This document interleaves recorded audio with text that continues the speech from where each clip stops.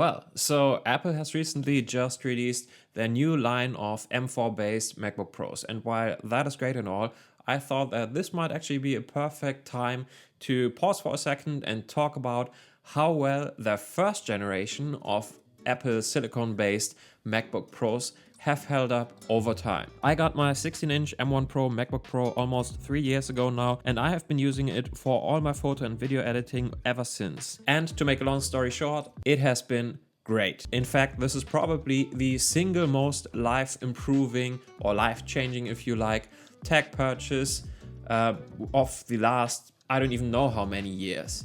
It is that good. And it was also a massive improvement compared to the previous 15-inch Intel-based MacBook Pro that I had with the Touch Bar. So if anything, I only regret not actually spending more money on it, which I know might sound a bit ridiculous, but I actually got the baseline version, so the most bare bone one with 16 gigs of memory and 512 gigabytes of SSD storage. And so back when I made the decision to buy this one, I actually had 3 questions. First one being, is it too big and too heavy? Second one being, are 16 gigs actually enough as memory? And the third being, are 512 gigabytes of SSD storage enough? And so let's talk about my experience of using this machine as my main video and photo editing machine over the past 3 years or so. Okay, so in terms of the performance, it has just been flawless.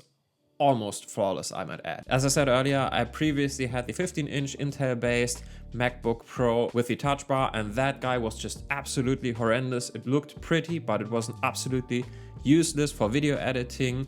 It got super hot. The battery only lasted for like an hour or so.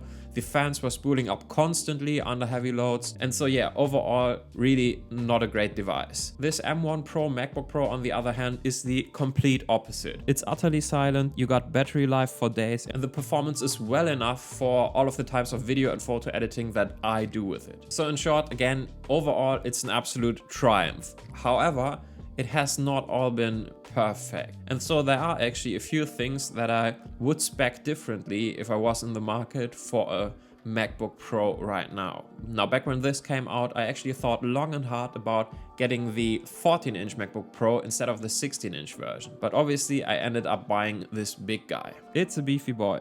It weighs in at around 2.1 kilograms, which is a full 600 grams heavier than its 14-inch equivalent. That's like carrying an extra water bottle on top of your 14-inch MacBook Pro. And it's also big in regards to the overall dimensions. I have multiple backpacks where this will barely fit into the laptop compartment, and so those factors have actually led me to leaving this guy at home, simply because I dreaded having to lug this guy around for the entire day in my backpack. So is it too big then? Well, I would say that if you're traveling a lot or you're just out and about working in cafes or whatever and you're constantly on the move, then yes, this 16-inch version is actually probably too big and too heavy for your needs. For me though, it has actually been fine for the most part. You see, while I would love to say that I'm constantly out and about traveling and producing content while I'm on the go, that's simply not the truth. I work a regular job and I do occasionally get to travel, but my MacBook Pro actually spends most of its life plugged into my 28-inch Samsung monitor,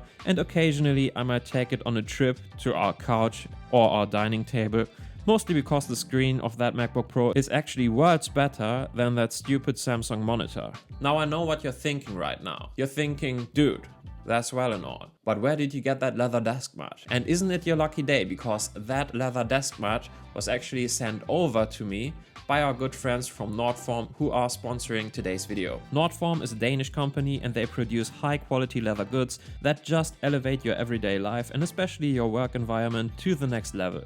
They offer a variety of products like this incredibly well-made briefcase, some sweet watch rolls for your travel needs, and of course this beautiful leather desk mat. I've been using this wonderful leather desk mat for over 2 months now, and I can attest to the fact that it is not only very well made and enhances the look of your entire desk setup, but also it just smells absolutely fantastic. It essentially makes your entire office smell like the inside of a leather bag, and I love that. So if you want to check it out for yourself, hop over to nordformstore.com, and thanks to Nordform for sponsoring today's video. So back to the MacBook Pro here. Overall, I'd say that I'm pretty happy with my choice because, as I said earlier, my big monitor that I use at home is actually a piece of shit. And so if you're using that screen of the MacBook Pro for multiple hours a day, you really want it to be as big and as comfortable as possible. And so I'm absolutely in love with that big and juicy 16-inch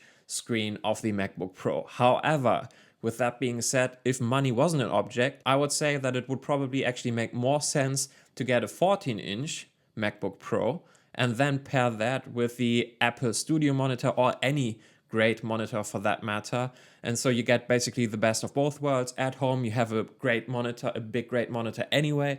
And when you're out and about and on the go, a 14-inch display is probably still plenty for most use cases, but it's 600 grams lighter and also a lot easier to pack in most backpacks. With that out of the way, let's talk about the SSD storage and the memory for a quick second. Now with the built-in 500 gigs SSD, I'm usually able to keep about 2 or 3 video projects for this YouTube channel on my MacBook at the same time. And since I usually produce about 2 or 3 videos per month, that essentially means that I do have to do a bit of virtual housekeeping, if you like, every month and just offload the video projects that I'm done with onto one of my slow-ass external hard drives for long-term storage. Now, while that is annoying, that is something that I can live with, or at least that's what I'm telling myself. However, there were actually a few occasions where the small SSD and the 16 gigs of RAM actually were not only a nuisance, but also really a limiting factor.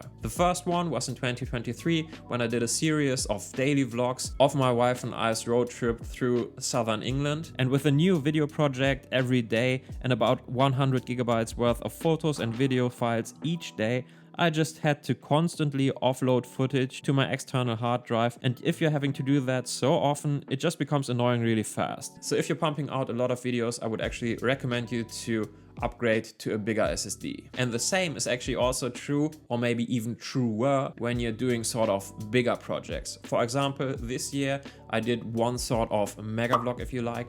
It ended up being about 35 minutes long and consisted of hundreds upon hundreds of gigabytes worth of video files and photos. And I wasn't even able to keep the whole project on the internal SSD because it was just too big, and so I kept the whole thing on my external SanDisk SSD and edited the project off of that external SSD. And especially towards the end of the project, it just became a huge pain in the ass. Final Cut Pro crashed on me at least 5 or 6 times, which it has never done before, and the whole thing just got super laggy.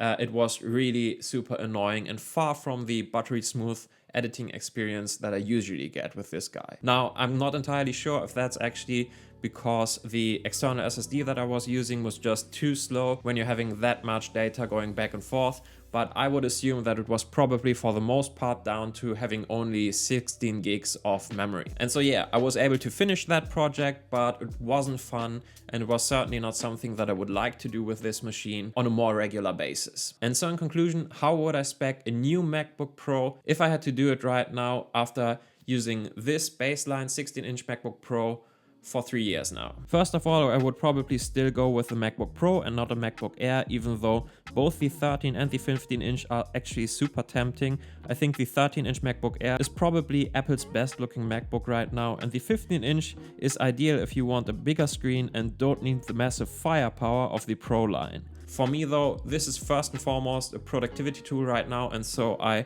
really don't want to run into any performance issues, and that's why I would go with the MacBook Pro again. So next time around I would actually go with the 14-inch MacBook Pro and also upgrade from my Samsung monitor to an Apple Studio monitor, because as I said earlier, this would essentially give me the best of both worlds. In regards to the performance, I would go with an M4 Pro chip, and I would probably just stick with the most basic one, as I feel that the CPU and GPU have never been a limiting factor even with my M1 Pro machine, and there are significant performance gains for this newer generation anyway. However, I would spec it with 48 gigs of memory and 2 terabytes of SSD storage, simply in order to avoid the issue that I told you about earlier. I think that those upgrades would make for a noticeable difference in real life performance without breaking the bank. Overall, this 14-inch MacBook Pro would cost me 3,550 euros, so roughly 700 euros more than my M1 Pro 16-inch MacBook Pro cost me about 3 years ago. So overall, a big chunk of money, but please do keep in mind that for me, this would be a business purchase, and so that means that it is tax deductible, which makes it just hurt a little bit less. So yeah, overall in conclusion, after 3 years of using this M1 Pro MacBook Pro, I'm super happy to have it. I'm happy to continue using it until the display falls off, but next time around I would spec it with more memory and more internal storage space. Well, that's been it. I hope this was interesting to you. If it was, let me know by giving this video a like, and also please do subscribe if you're interested in photography, EDC and tech stuff. Again, that's all I got for you today though. Until next time, take care. Bye.